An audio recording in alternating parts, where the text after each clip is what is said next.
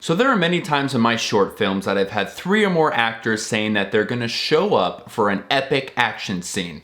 Sweet, that's awesome. But guess what? Day of, only 1 actually show up. So stick around and you'll learn how I fixed that mistake through a very simple editing trick called spin transition.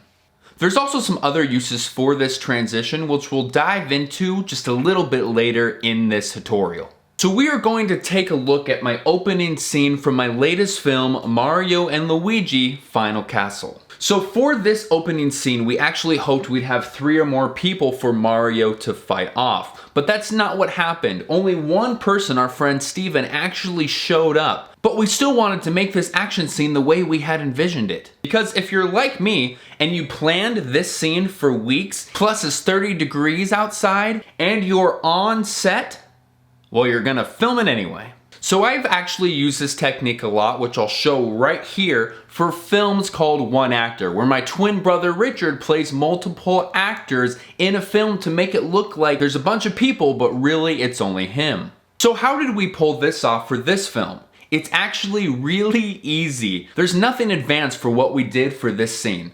So let's dive in. So if I push play on the first clip here, the camera pans down and our actor runs across the screen, gets hit, and the camera flows from right to left. So please remember when you're doing your next shot that you are spinning your camera the same direction for your next shot. So for this scene, when I was doing right to left, I need to make sure that for my next clip, I'm also doing right to left, or it messes the whole entire thing up and there's really not a good way to fix it. Now I know that you can flip the picture and that probably would work if I had stopped there, but because this is a one continuous shot where even in the next clip, I'm also moving from right to left or left to right, it would just mess the whole thing up. Also note before I dive too far into this, make sure your speed is the same as well. So if I'm going about this fast, I need to make sure that I'm going this fast for the next clip. If I'm going this fast and the next clip is like,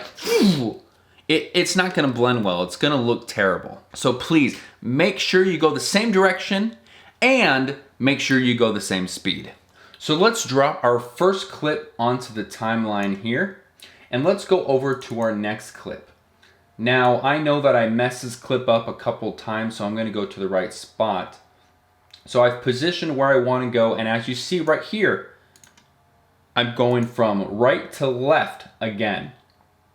That way our actor that's over here on the side looks like it's a different actor, but in reality it's the same person as who fell in the first clip. So now we're going to take this clip and put it down here as well. And this is where the fun begins. If we click just the clips that we put on the timeline and we click play, it looks terrible because you know that there's a cut there. So what do you do about this? Well, I'm so glad you asked. We are going to merge these clips together. So mid-spin on the first clip, I'd say about there, we're gonna delete the rest of it, and then we're gonna find where it spins. So I'd say maybe here, we're gonna take the first part in, and then we're gonna put the 2 clips together. So now when you play the clips together, you're gonna see that smooth transition.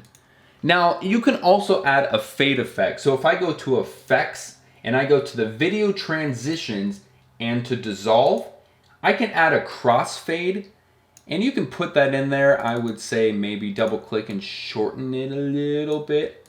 But sometimes that'll help blur the footage together. I didn't do that for when I actually did this scene. But as you can see, there's a blend there, but it's so hard because it goes so fast. I mean, you gotta be careful. Right here, you kind of see the mix of trees, but hopefully it goes so fast. Yeah, there we go. So now for the next clip, the camera actually pans from right to left. And you know, there's Luigi standing there. That's what you're gonna get when you're doing spin transitions. So the next clip is going from right to left. Again, he gets hit, but now it spins back left to right. We're gonna put this clip in with the next one.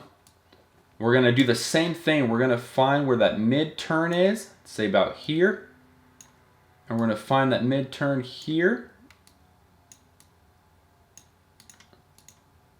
And it looks like that. That way, this person is the same as this person, but it looks like it's multiple people. It's a very simple technique if you pull it off right. But now I'm going to edit the rest of the clips together, and I want you to listen for something because I'm going to teach you another lesson here. So I need to do a very quick pause here because this is the spot where I messed up. As you see, Mario is taking out this person right here, and I spin from left to right. But in the next clip that I was going to use, I spun the camera from right to left, as you see here. And then he falls, which would have been so good to keep that, but I completely messed it up so it wasn't usable. Okay, so we have all of our clips on our timeline. So the next lesson you need to learn as far as spin transition goes is that you have to talk when you're doing them. You have to say action before you spin, and you have to talk to your actors to show them what you want them to do. Because voices can just be removed later. So what I'm going to do is show you this 30-second clip with all the transitions in place with my voice. Then I'll show you that same clip where it's taken out and there's music and effects, and you can see why it's so important that I spoke while I did my transitions. Now, bang! Now, bang!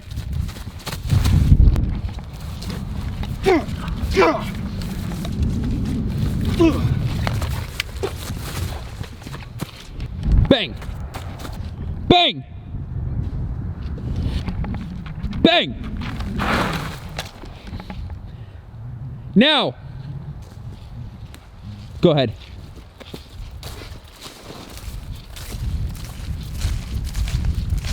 So as you saw there, it was really important that I use my voice to know when they need to run, when they need to fall, and what they need to do. But now, take out the voice, add the music, add the effects, add some widescreen, add some color, and it looks like this.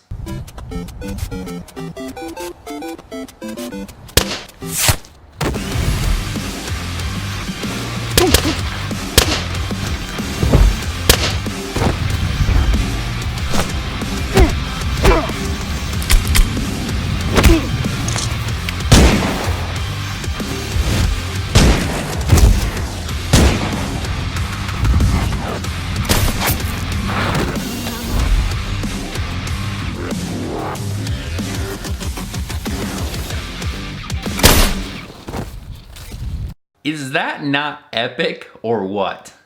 I was so proud of how this scene turned out because when you're doing transitions to transitions to transitions, it's hard to put it all together in your mind. But I kind of knew how it was going to look, and I was so proud of how it turned out. But do not leave yet because we are going to do another transition. And this is more the same style, but it's a different look that I wanted. Now for this next scene, I wanted to make it look like it was done in one shot. And yes, it's the same actor twice again, but it wasn't because of the actors. We had actually 3 actors while we were shooting this scene that we could have used, but I wanted to make it perfect. And sometimes you can do 2 perfect shots, and to make it look like 1 perfect shot, you do a spin transition. As Luigi walks up, he shoots this person, and right here, I'll go slow, I'll go frame by frame. There's a spin transition right here. You can probably see the cut right here. But because it's going so fast, it looks like the same transition. So it's 2 good shots, but it makes it look like 1. So that clip turns out like this.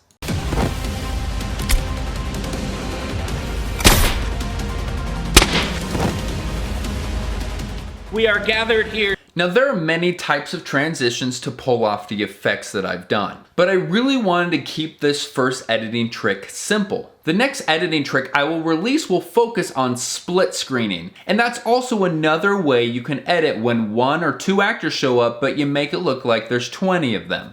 And I honestly hope that this video really helps you guys out. Because I've been editing for over 15 years and I really want to show my tips and tricks for you guys of how I make these kind of short films. I'm Cinematic Fanatic. Keep failing, keep learning, and keep filming.